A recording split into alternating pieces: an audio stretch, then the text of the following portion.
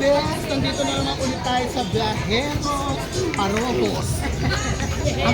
Ang pag-aari ni Ate Vilma, dito lang yan sa Pasig Market!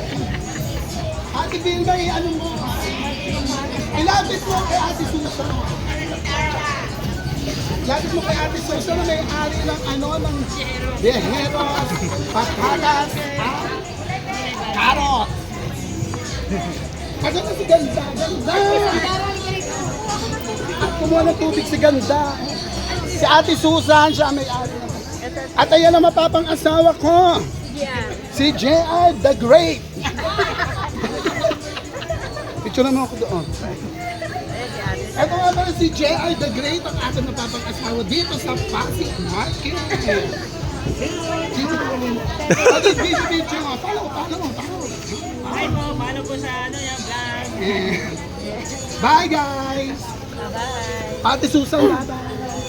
Salamat.